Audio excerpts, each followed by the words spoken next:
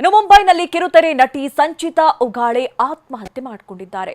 ಇದು ಮುಂಬೈನ ನಿವಾಸದಲ್ಲಿ ನಟಿ ಸಂಚಿತಾ ಉಗಾಳೆ ಆತ್ಮಹತ್ಯೆಯನ್ನು ಮಾಡಿಕೊಂಡಿದ್ದಾರೆ. ಕುಂಕುಮ ಭಾಗ್ಯ, ಸಾಜನ್ ಘರ್ ಧಾರಾವಾಹಿಯಲ್ಲಿ ನಟಿಸಿದ್ರು ಇವರು. ದಿಯಾ ಟಂಡನ್ ಪಾತ್ರದ ಮೂಲಕ ಜನರ ಮನಗೆದ್ದಿದ್ದ ನಟಿ. ನೋಡಿ, ಸಂಚಿತಾ ಉಗಾಳೆ ಮುಂಬೈನ ಕಿರುತೆರೆ ನಟಿ. ಈಕೆ 30 ವರ್ಷದ ನಟಿ ಸಂಚಿತಾ ಉಗಾಳೆ ಆತ್ಮಹತ್ಯೆಯನ್ನು ಮಾಡಿಕೊಂಡಿದ್ದಾರೆ.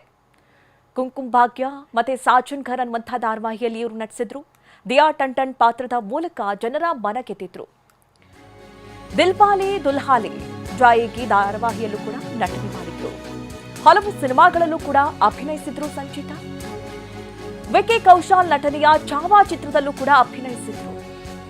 ತಾರಾ ರಾಣಿಯ ಬಾಲ್ಯದ ಪಾತ್ರವನ್ನ ನಿರ್ವಹಿಸಿದಂತವರು ಇವರು. ಮನೋಜ್ ಬಾಜ್ಪೇಯಿ ಅವರ ಸೈಲೆನ್ಸ್ 2 ಚಿತ್ರದಲ್ಲೂ ಕೂಡ ಅಭಿನಯಿಸಿದ್ರು. ಆದ್ರೆ ಯಾಕಾಗಿ ಆತ್ಮಹತ್ಯೆನ ಮಾಡಿಕೊಂಡ್ರು? ಏನಿದಕ್ಕೆ ಕಾರಣ? ಏನಾದ್ರೂ ಮನ ನೊಂದಿದ್ರ, ಅಥವಾ ಕುಟುಂಬದಲ್ಲಿ ಏನಾದ್ರೂ ಸಮಸ್ಯೆಗಳಿತ್ತ, ಅಥವಾ ಡಿಪ್ರೆಷನ್ ಏನಾದ್ರೂ ಇತ್ತ? ಚೆನ್ನಾಗೇ ಇದ್ದಂತಹ ನಟಿ, ಒಳ್ಳೆಯ ಅಭಿನಯಗಾರ್ತಿ, ಸಾಕಷ್ಟು ಧಾರಾವಾಹಿಗಳಲ್ಲಿ ಸಿನಿಮಾಗಳಲ್ಲಿ ನಟಿಸಿದಂಥವರು. ವಿಕಿ ಕೌಶಲ್ ಅವರ ಜೊತೆಲೂ ಕೂಡ ನಟಿಸಿದಂತಹ ನಟಿ. ಮನೋಜ್ ಬಾಜ್ಪೇಯಿ ಅವರ ಸೈಲೆನ್ಸ್ 2 ಚಿತ್ರದಲ್ಲೂ ಕೂಡ ಅಭಿನಯಿಸಿದ್ರು. ಆದರೆ ಇದ್ದಕ್ಕಿದ್ದಂತೆ ಆತ್ಮಹತ್ಯೆಗೆ ಶರಣಾಗಿದ್ದಾರೆ.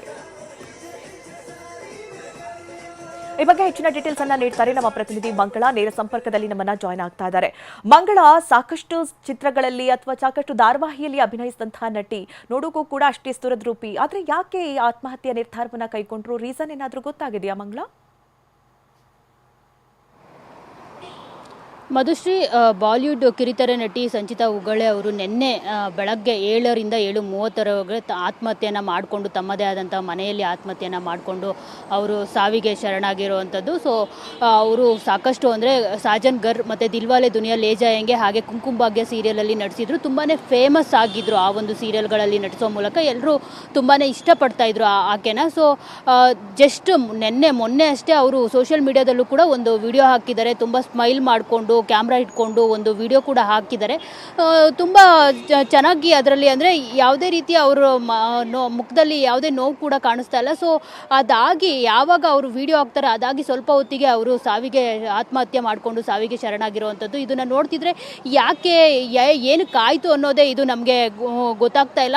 ಸೊ ನಿನ್ನೆ ಅವರ ಮನೆಯಲ್ಲಿ ಯಾರೂ ಇಲ್ಲದಿದ್ದಾಗ ಅವರು ಫ್ಯಾನ್ಗೆ ತಮ್ಮ ಸೀರೆಯನ್ನೇ ಕಟ್ಕೊಂಡು ನೇಣು ಬಿಗಿದುಕೊಂಡು ಸಾವನ್ನಪ್ಪಿರುವಂಥದ್ದು. ಸೊ ಸಾಕಷ್ಟು ಅನುಮಾನಗಳು ಕೂಡ ಮೂಡ್ತಿರೋವಂಥದ್ದು. ಸೊ ಅವರ ಫ್ಯಾಮಿಲಿ ಕೂಡ ಇದ್ರ ಬಗ್ಗೆ ಅಂದರೆ ಒಂದು ಕಂಪ್ಲೇಂಟನ್ನು ಅಚೋಲೆ ಪೊಲೀಸ್ ಸ್ಟೇಷನಲ್ಲಿ, ಮುಂಬೈನಲ್ಲಿರೋ ಅಚೋಲೆ ಪೊಲೀಸ್ ಸ್ಟೇಷನಲ್ಲಿ ಕಂಪ್ಲೇಂಟನ್ನು ದಾಖಲು ಮಾಡಿರುವಂಥದ್ದು. ಅದೇ ಸಾವಿಗೆ ಇನ್ನೂ ಯಾವುದೇ ರೀತಿ ಕಾರಣ ತಿಳಿದು ಬಂದಿಲ್ಲ. ಯಾರೂ ಕೂಡ ಯಾವುದೇ ರೀತಿ ಅನುಮಾನಗಳು ಕೂಡ ವ್ಯಕ್ತಪಡಿಸ್ತಿಲ್ಲ. ಪೊಲೀಸವರು ಈಗ ಆಲ್ರೆಡಿ ಇದ್ರ ಬಗ್ಗೆ ಒಂದು ರೀತಿ ತನಿಖೆಯನ್ನು ನಡೆಸ್ತಿರೋವಂಥದ್ದು. ಅಂದರೆ ಈಗ ಆಲ್ರೆಡಿ ಪೋಸ್ಟ್ ಮಾರ್ಟಮ್ ಕೂಡ ಆಗಿರುವಂಥದ್ದು. ಸೊ ಅವರು ಯಾವೆಲ್ಲ ಕಾರಣಗಳಿಗೆ ಇವರು ಈ ಥರ ಮಾಡ್ಕೊಂಡಿರೋದಾರೆ ಅನ್ನೋದ್ರ ಬಗ್ಗೆ ಪೊಲೀಸ್ ಅವರು ತನಿಖೆಯನ್ನು ನಡೆಸ್ತಿರೋವಂಥದ್ದು.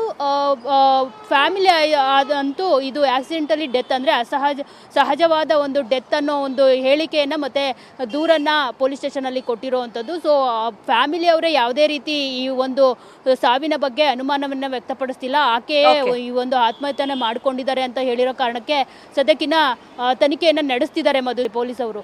ಥ್ಯಾಂಕ್ ಯು ನಿಮ್ಮೆಲ್ಲ ಡೀಟೇಲ್ಸ್ಗಾಗಿ.